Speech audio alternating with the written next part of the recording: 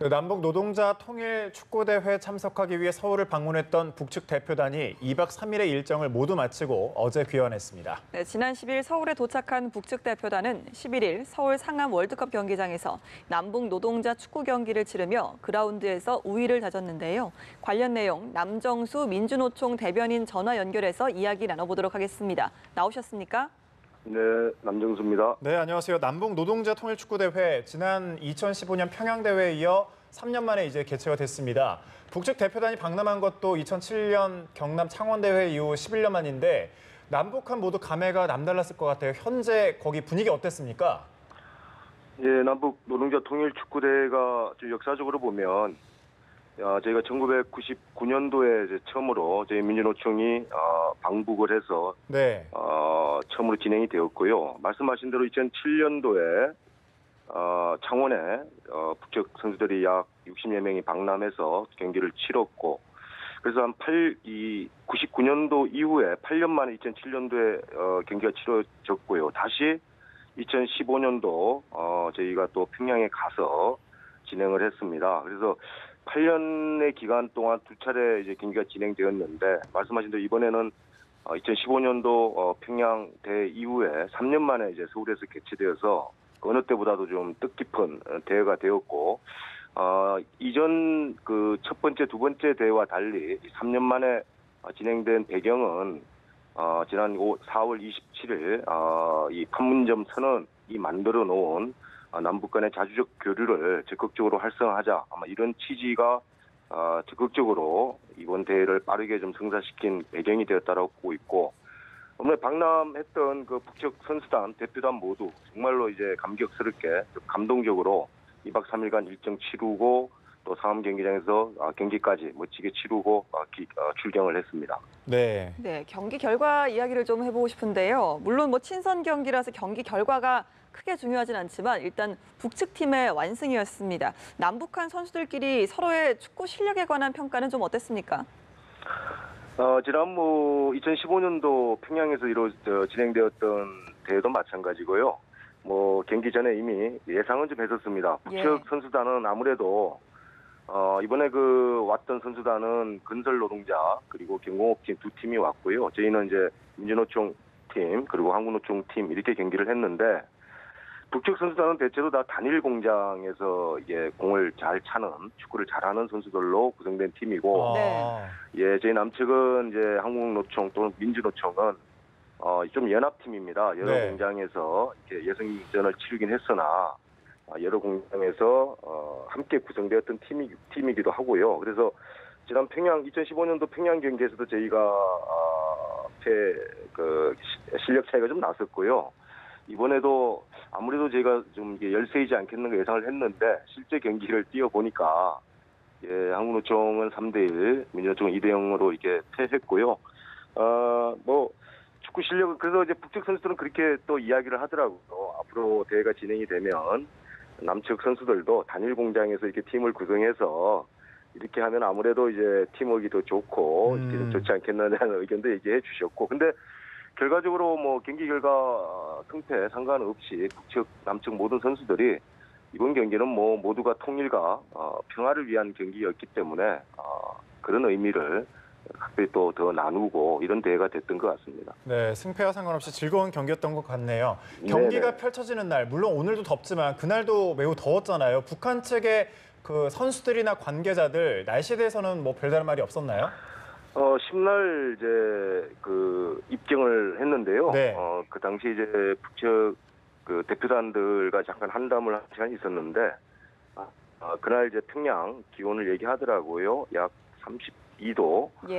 평양도 한참 이제 수온이 올라갈 때는 38도, 40도 육박하는 이런 날씨였는데, 그나마 10날 조금 떨어져서 좀 다행이다 이렇게 얘기를 좀 하셨고, 그럼에도 어쨌든 운동장 그때 당시 상황은 많은 또 관객들도 오셨고 해서 많이 좀 더웠죠. 그래서 날씨는 좀 많이 더웠는데, 그래도 선수들도 이런 정도 날씨는 일 없다, 경기할 수 있다, 또 이렇게 또 이야기들을 하시더라고요.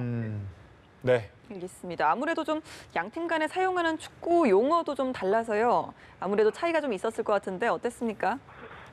북측은 우리 말로 지금 각 선수들의 그 포지션들도 다 우리말로 하고 있고 경기도 이렇게 진행되고 있어서 뭐 우리가 이제 그 한영 만찬이나 이런 자리에서 북측 선수단하고 이제 만났을 때 포지션이 어떻게 되세요? 이렇게 물어보면 잘 못 알아듣더라고요. 네. 실제로. 그래서 뭐 예를 들어서 뭐 수비수냐 이렇게 물어봐도 선뜻 금방 이해는 잘 못하는데 왜냐하면 이제 북측에서는 수비수를 방어수라고 얘기하고 있고 네. 그래서 이렇게 좀 자세히 설명을 하면 이제 저는 방어수입니다. 이제 이렇게 또 얘기를 하고 이번에 선수단과 함께 북측에서 주심 한 분이 내려오셨어요. 네. 그래서 주심이 민주노총과 북측의 그 경공업팀 경기 이제 주심을 보셨는데 뭐 선수들은 실제로 이제 운동장에서 경기를 하다 보면 이런 용어를 직접 사용하지는 않거든요. 근데 이제 아무래도 주심은 이런 이제 이 각 포지션들을 다 알고 있어야 되니까 남측에서는 이 포지션을 어떻게 부르냐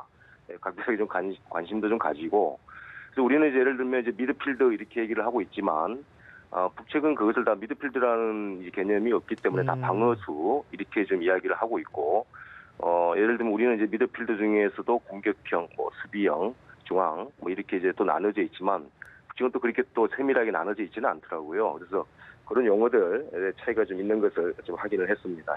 네, 약간은 차이가 좀 있네요.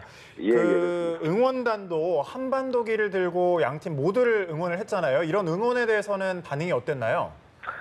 예, 이번에 참 이 일정이 급작스럽게 이게 확정이 되고 진행되고 또 준비되다 보니까 네. 저희 뭐 민주노총, 한국노총, 양대 노총이 정말로 이게 짧은 시간에 많은 노동자들이 통일단 염원 또 판문점 선언 이행을 위해서 많은 분들이 함께 해줬고 또 서울시 박원순 시장님 포함해서 각별하게 좀 이렇게 지원해 주시면서 약 최대한 3만여 명의 시민 노동자들이 함께 좀 응원해 주셨고 저희가 2015년도 갔을 때 북측 평양 그 능라도 경기장에서 약 최대한 8만여 명의 평양 시민들이 정말로 격하게 환영해주고 응원해주는 이런 감동적인 장면이 있었는데요. 저희도 한 3만여 명 시민들이 모여서 함께 우리는 하나다 이런 구호도 힘차게 외치고 남과 북 가리지 않고 잘하는 선수 함께 넘어지면 같이 응원하고 격려해주는 응원들을 해주셨고 북측 대표단 분들이 한결같이 말씀하시는 게 그날 경기가 끝나고 한송만찬에 오셨어도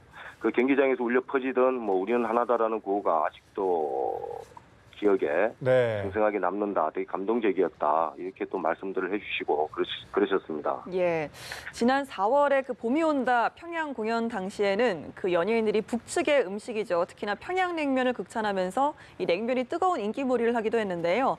이번에 북측 노동자 선수들이 그 한국 음식, 남한 음식에 대한 평가는 좀 어땠는지 또 어떤 음식을 최고로 꼽았는지 궁금합니다.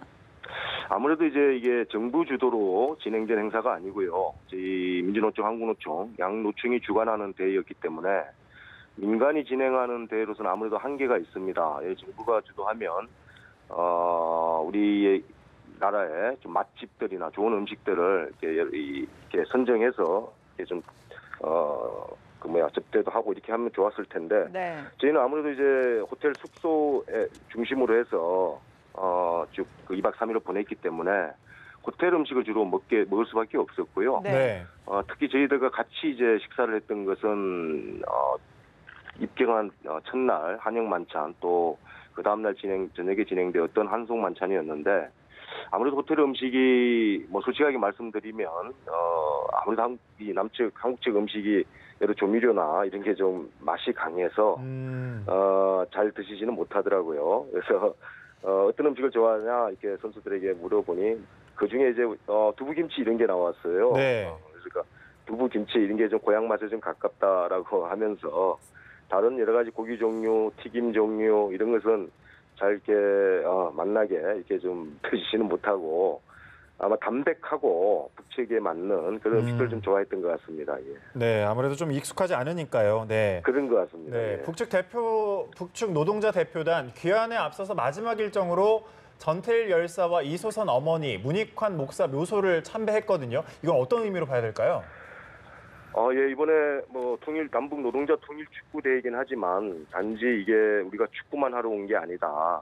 이번 남북 노동자 통일 축구 대회는 지난 4월 27일 판문점 선언에서 밝힌 대로 한반도 평화와 번영, 통일로 나아가기 위한 남북 노동자들에 대해야 된다. 뭐 이런 취지가 함께 공유되었고요. 그래서 네.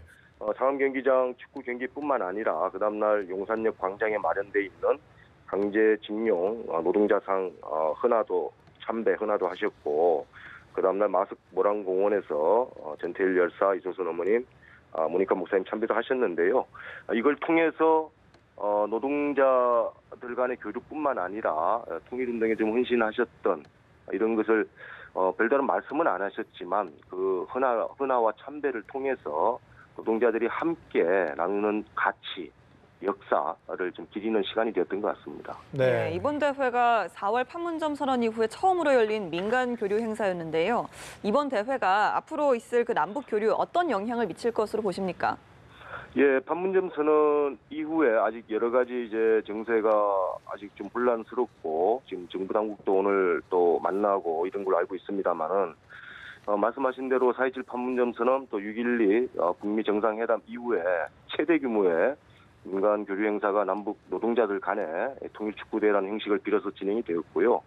뭐 이것을 계기로 해서 각계각층의 민간 교류가 활성화돼야 된다라고 저는 보고 있고 저희가 마지막에 남북 노동자 대표자 회의 명의로 공동 합의문을 채택했는데 실제로 오는 10월 4일 14선언 11도를 맞이해서 거족적인 민족 공동 행사를 함께 성사시키자 이렇게 좀 합의도 했고요.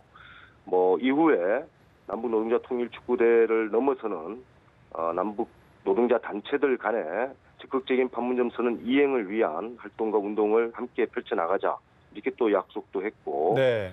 14선언 발표 11도를 계기로 해서 제2차 조국 통일을 위한 남북 노동자회 이런 것을 개최하고 노동자 조직들 간의 산업별 지역별 모임 그리고 정례적인 대표자 회의 이런 것을 정례화해서 전면적인 남북 노동자들 간의 자주교류 또 민간 교류를 만들어가서 판문점 선언에 적시된 대로 좀 빠르게 한반도 평화와 번영 통일의 시대를 만들자 이런 내용을 함께 다짐하고 또 합의를 했습니다. 네, 이번이 좀 계기가 돼서 적극적으로 좀 교류가 있었으면 좋겠다는 생각을 해봅니다. 네, 진행돼야 될 것 같습니다. 네, 남북 노동자 통일축구 대회와 관련해서 남정수 민주노총 대변인과 전화 연결해봤습니다. 고맙습니다. 예, 고맙습니다.